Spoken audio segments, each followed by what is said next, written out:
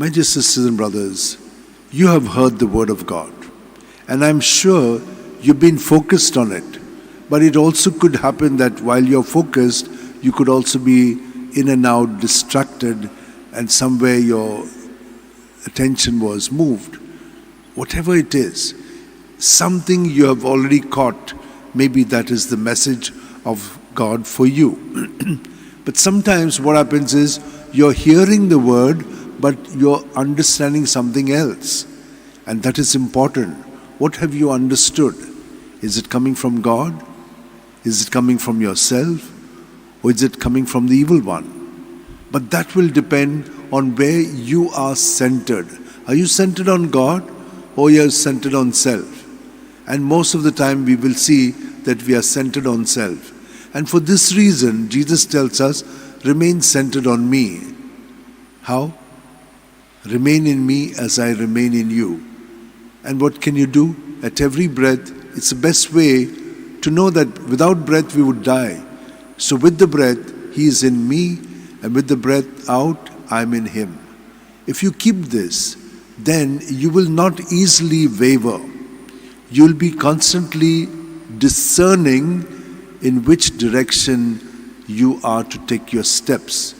But if you remain firm in your union with Him, it is certain, because He is very gracious and kind. Look at what happens to Joseph. He's got his 11 brothers. They're all wonderful chaps. But they don't like him. For what reason? Because their father likes him.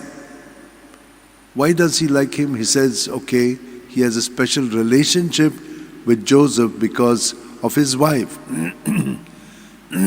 Let's not go into that.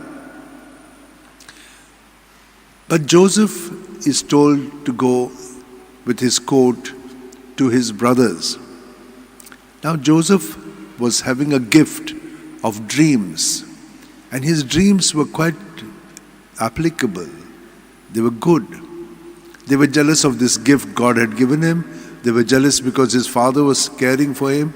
They were jealous because his father would do good things for him. So what did they decide? We want to eliminate him.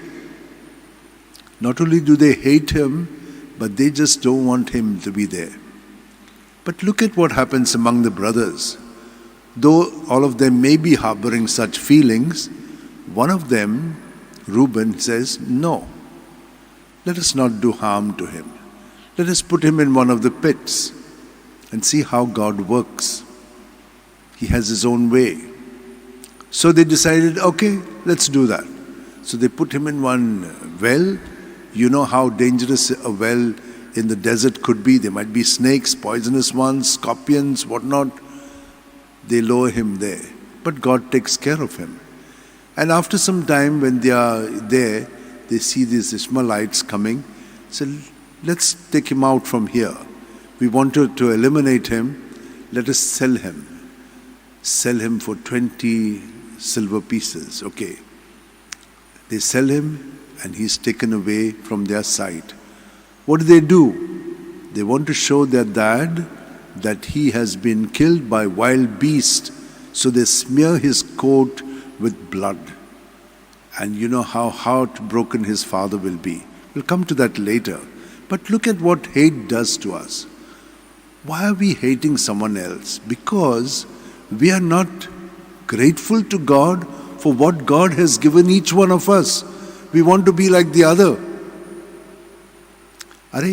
In our body, all the parts are equal. Can't we see that? Does any part get jealous of the other part? St. Paul has put us. Does the eye say, I'm better than the head or the hand or the feet? All are required. Why don't we see this? But we can't see it because we are too self-centered. When we are self-centered, we become blind. We can't see. We see everything all wonky. And therefore, this is how evil one works with us. When we see this like this, he just feeds us with any rubbish, and we do things that evil will dictate to us. And we strongly fight for this evil against the good. And we try to eliminate the good.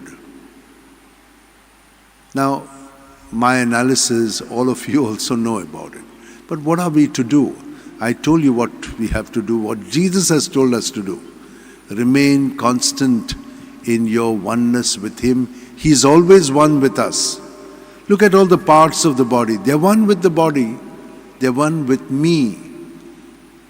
And me is the one that is responsible for everything. So if my me is in Jesus, which it is, then we have nothing to fear about. Look at this whole garden belongs to God. And all the parts of the body are working towards that. If you look at the garden, then everything will fall in place. We will do what has to be done. My dear sisters and brothers, we do understand all this. But let us pray for the grace and beg for it that we remain in Jesus, guided by His Spirit, and allowing Jesus to do all things, because we are part of His body. Let's hold our hands together like this. Keep our back straight, close our eyes, and just be aware of God in us at every breath. At every breath, every cell in our body is attuned to this breath. It is alive because of it.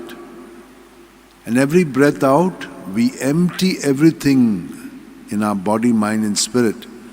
What we normally analyze is carbon dioxide and other impurities. But not only these, but the thoughts, the feelings, the behavioral patterns, all of these are also breathed out when you think of Jesus. Because Jesus has taken them all out from us, provided we give it to Him. And so let's do that.